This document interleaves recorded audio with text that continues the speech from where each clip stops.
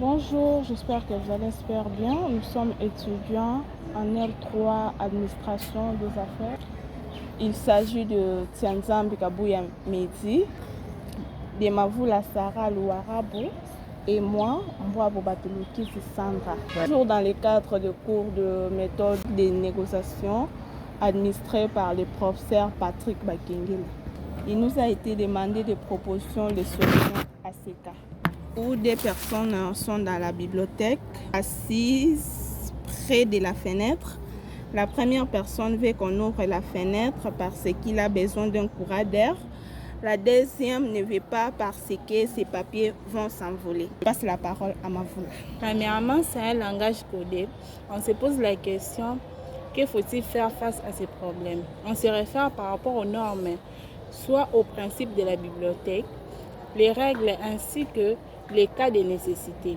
Si la bibliothèque n'a pas interdit à ses clients d'ouvrir la fenêtre pendant la lecture, ça pose aucun problème. Mais si ce n'est pas le cas, les concernés doivent fermer la fenêtre pour ne pas déranger l'autre. Je passe la parole à Mehdi Tianzambi. Merci Sarah. Tel que venait de le dire ma collègue Sarah, nous allons proposer 3 hypothèses pour apporter solution à cette question. La première sera une solution gagnant-perdant. C'est-à-dire la personne qui veut que l'on puisse ouvrir la fenêtre parce qu'il a besoin d'un courant d'air va laisser tomber cette idée-là afin que le papier de l'autre ne puisse pas s'envoler. Donc la fenêtre va rester fermée.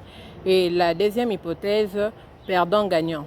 C'est-à-dire la personne qui a ce papier va devoir le superposer toutes, mettre dessus un support afin de permettre à l'autre de pouvoir ouvrir la fenêtre, de pouvoir profiter du courant d'air. Cela ne sera pas bénéfique pour lui, il sera perdant, mais c'est l'autre qui va profiter du courant d'air. Et la troisième hypothèse, c'est gagnant-gagnant. C'est-à-dire la personne ayant ses papiers va devoir se déplacer afin de laisser la personne qui a besoin que la fenêtre soit ouverte profiter de l'air à 100%, et la personne ayant le papier va devoir se déplacer, trouver un autre endroit où il ne sera pas embêté. C'était ça en quelques lignes notre réflexion. Merci beaucoup.